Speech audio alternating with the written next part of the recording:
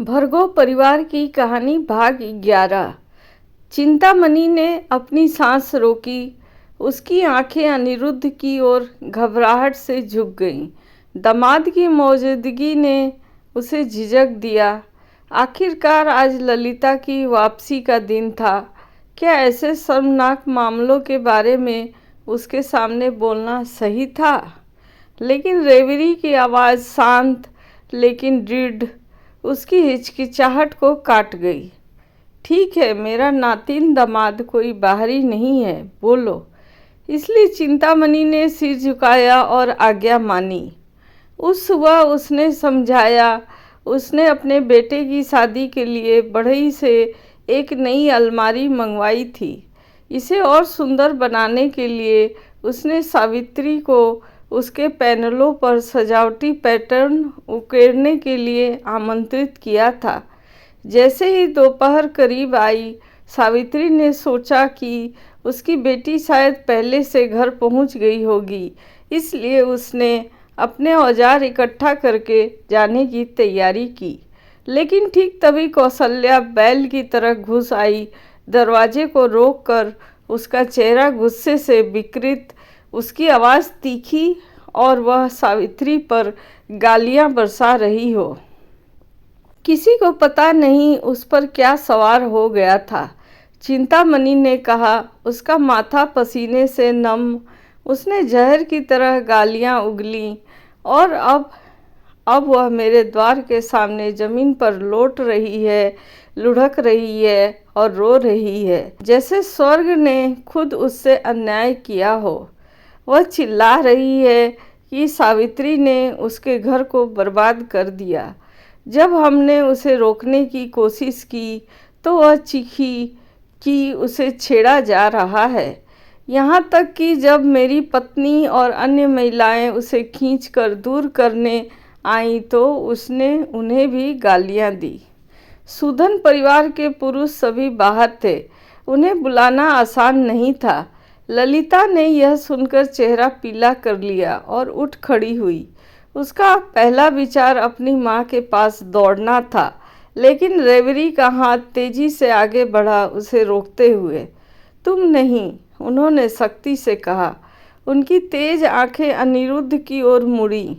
नातिन दामाद, तुम चिंतामणि चाचा के साथ जाओ। ललिता, तुम यहाँ रहो, अपने मामाओं के लौटने का इंतजार करो। इससे पहले तुम बाहर कदम ना रखो।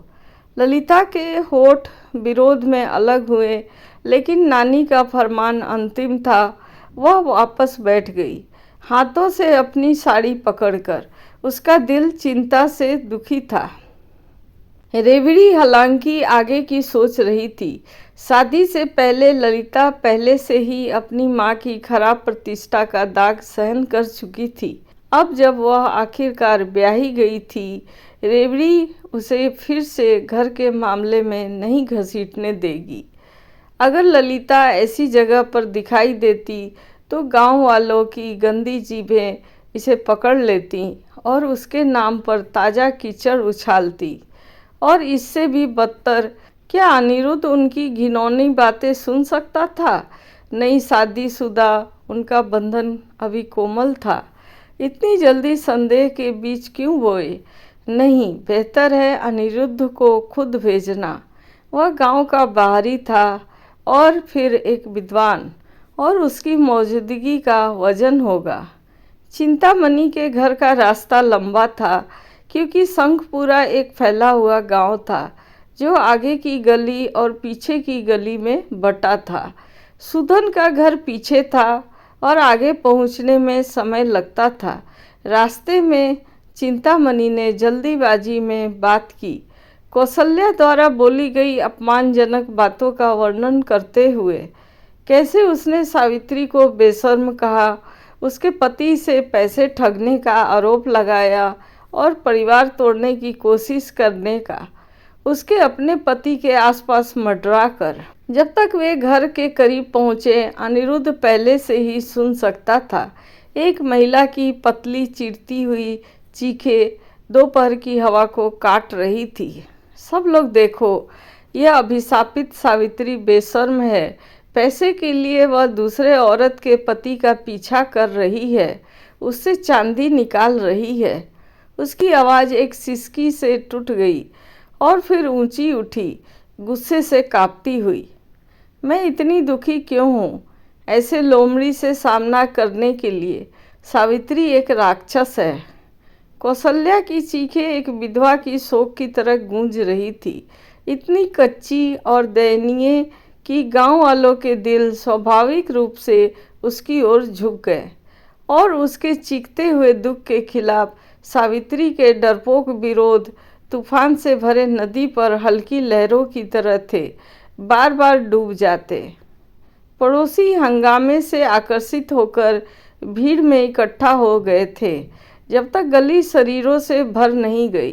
कुछ दरवाज़ों पर झुके हुए, अन्य दीवार के पास झुके हुए और कुछ नाटक को इतना अच्छा मानकर कि छूट न जाए घर से चावल की कटोरियां लेकर आए थे, जैसे सड़क पर प्रदर्शन देख रहे हो, अनाज चबाते हुए। सावित्री उसका चेहरा पीला और पसीने से लथपथ हकलाते हुए इनकार कर रही थी। नहीं बहन, मैं कभी ऐसा नहीं किया, यह सच नहीं है। मैं सिर्फ लकड़ी का कला उकेर कर पैसे कमाती हूँ। मैं तुम्हारे पति को जानती भी नहीं। लेकिन उसके शब्द सपाट पड़ रहे थे, कौशल्या की अथक चीखों में निगले जा रहे थे। चिंतामणि हताशा से लाल उसके लिए बोला था, लेकिन सुधन परिवार के प्रति उसकी वफादारी अच्छी तरह जानी जाती थी और भीड़ ने उसके बचाव को हंसी में उड़ा दिया। अनिरुद्ध पीछे रुका रहा, सुनते हुए, उसकी आंखें संकुचित।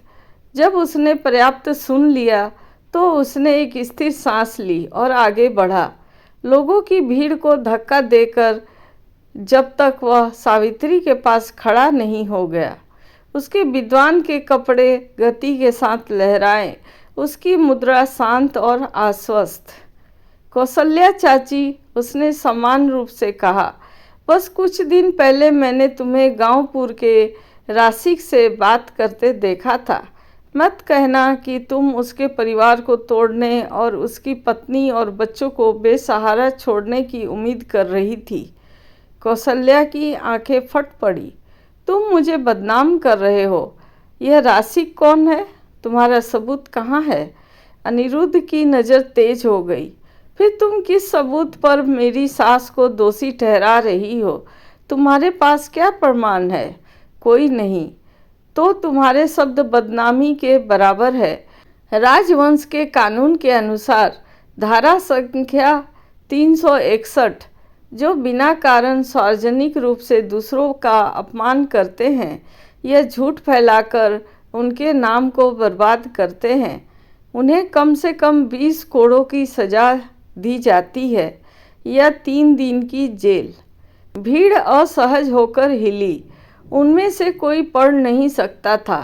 कानून के बारे में जानने की तो बात ही छोड़िए। और अनिरुद्ध विद्वान के कपड़ों में एक जानकार की स्थिर विश्वास के साथ बोल रहा था। कौशल्या का चेहरा सफ़ेद पड़ गया। मेरे पास सबूत है, वह चीखी। उसका आत्मविश्वास अचानक डगमगा गया। डर उसके चेहरे पर दौड़ता रहा। पहली बार संदेह उसकी आवाज़ में कांपा।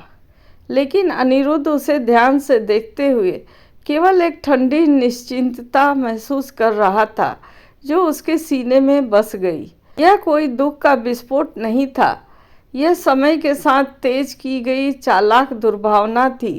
कहीं ना कहीं कौशल्या का सावित्री से टकराव हुआ था और आज उसने उसे सबसे क्रूर तरीके से बदनाम करने का चुनाव किया था, जानते हुए कि भीड़ उस पर विश्वास करेगी। यह औरत खतरनाक थी। अब यह कहानी का 11वां भाग समाप्त होता है। अब 12वें भाग के लिए अगला वीडियो देखिए। नमस्कार।